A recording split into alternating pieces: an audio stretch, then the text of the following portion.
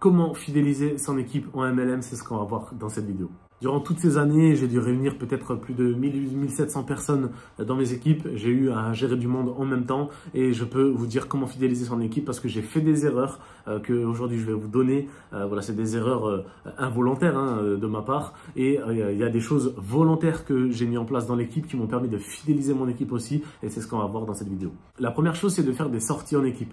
Alors si vous êtes par exemple dans la même ville ou pas loin, faites une sortie une fois par mois. Une fois par mois, c'est très bien. Vous faites un bowling, vous faites un karting, vous allez boire un verre, vous allez dans un bar ambiancé. Vraiment, vous allez parler de business forcément, mais l'idée c'est vraiment de kiffer en équipe. Si les gens se sentent bien, ils vont vouloir développer. C'est comme partout. Les gens démarrent pour vous, ils démarrent pas pour le produit en question. C'est 80% pour vous, 20% de produit. Là, c'est la même chose. C'est 80% l'ambiance. S'ils se sentent bien, ils vont rester, ils vont être fidèles et ils vont continuer même de développer et pourquoi pas atteindre des jolis rangs. On a déjà vu pas mal de surprises de ce côté-là. Deuxième chose, c'est de leur faire tester et apprendre le produit. Voilà. Moi, j'ai développé dans la cosmétique. En fait, je faisais des réunions en équipe où on venait, on buvait un café tranquillement et ensemble, on parlait des produits. On approfondissait le produit ou même lors d'un zoom d'équipe, vous approfondissez le produit en donnant des conseils. Par exemple, nous, on avait un shampoing à la boue de la mer morte. Voilà, ce shampoing-là, faut savoir que tu le mets en petite quantité. Une noisette, ça suffit parce que voilà, c'est un shampoing de qualité, c'est un shampoing de luxe.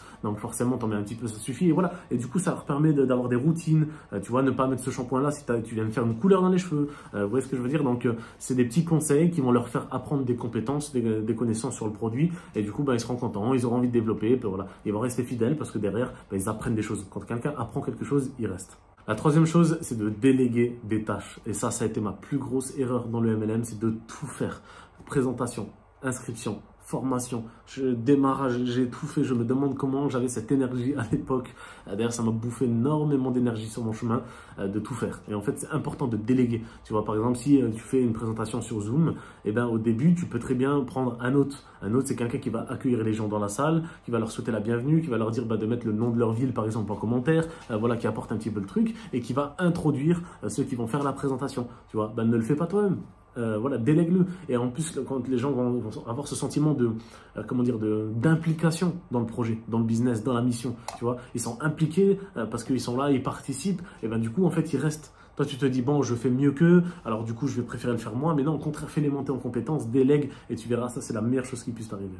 Ensuite, c'est leur faire booker la prochaine formation. Ça, c'est primordial, c'est vital dans ton business. Toute ton équipe doit venir au prochain événement. Trouve des solutions avec eux. Et même s'il faut qu'ils dorment à 10 dans un logement à 5, on s'en fout, on n'a rien à faire de ça. Le plus important, c'est qu'ils soient assis sur une chaise, qu'ils ont un carnet de notes et qu'ils notent tout ce qu'ils apprennent durant tout le week-end. Ça, c'est vraiment primordial. Fais booker les prochaines formations. J'ai fait des vidéos dédiées à la formation, à l'importance des formations en MLM. Tu peux les voir sur ma chaîne. Mais en tout cas, c'est vraiment important. Faites booker les formations à tout le monde. Ensuite, c'est ne jamais les juger, mais plutôt les aider.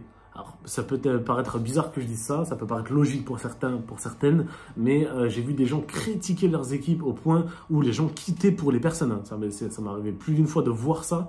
Ça m'est jamais arrivé heureusement dans mon équipe, parce que voilà, je suis quand même là pour aider les gens, c'est quand même la base.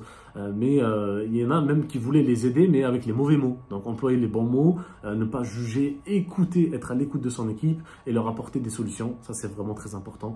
Voilà. Donc comme je l'ai écrit là, ne jamais les juger, mais plutôt les aider. Ça, c'est vraiment important. Ensuite, ça rejoint un petit peu l'élément précédent, c'est être à l'écoute.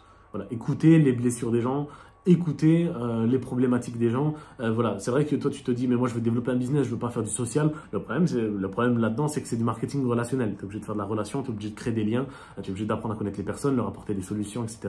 Donc voilà, ça c'est important, c'est être à l'écoute. Et le dernier conseil, c'est leur faire avoir du résultat rapidement.